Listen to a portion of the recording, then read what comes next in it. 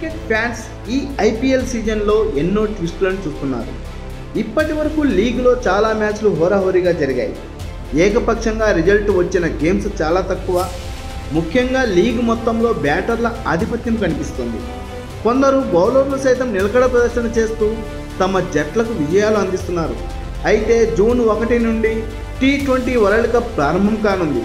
టోర్నీకి మే 1 నాటికి అన్ని దేశాలు జట్లను ప్రకటించాల్సి ఉంది. భారత్ మాత్రం ఐపీఎల్ పర్ఫార్మెన్స్ ఆధారంగానే స్క్వాడ్ను సెలెక్ట్ చేయనుంది.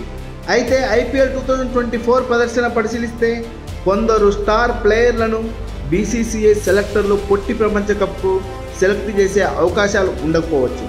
అలాగే ఎలాంటి అంచనాలు లేని వారిని జట్టులోకి తీసుకునే ఛాన్సులు కూడా ఉన్నాయి.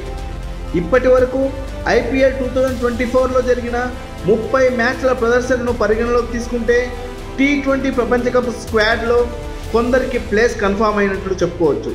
జట్టులో రోహిత్ శర్మ, విరాట్ కోహ్లీ, అభిషేక్ శర్మ, సంజు శాంసన్, రియాన్ పరాగ్, శివం దూబే, రిషబ్ పంత్, దినేష్ కార్తిక్, రవీంద్ర జడేజా, కుల్దీప్ యాదవ్, యుజ్వేంద్ర చాహల్, జస్ప్రీత్ బుమ్రా, హర్షదీప్ సింగ్, టి నటరాజన్, హర్షిత్ రాణా ఉండవచ్చు.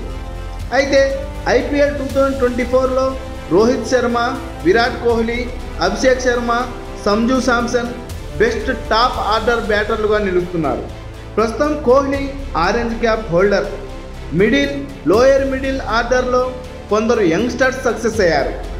Rayon Parag, Shivam Dube, Rishabh Pant, Dinesh Karthik best స్ట్రైకింగ్తో finisher రోల్స్కు మారుపేరుగా ఉన్నారు. దూబే, పరాగ్, పంత్, కార్తిక్ అందరూ హాఫ్ సెంచరీలు సాధించారు. వీరు మిడిల్ డెత్ ఓవర్లలో బెస్ట్ స్ట్రైక్ రేట్తో దూకుడుగా ఆడుతున్నారు. అయితే ఐపీఎల్ పర్ఫార్మెన్స్ పరంగా చూస్తే హార్దిక్ పాండ్యా, సూర్యకుమార్ యాదవ్, రింకు సింగ్, యశస్వి జైస్వాల్ T20 స్క్వాడ్లో ఉండటం కష్టమే.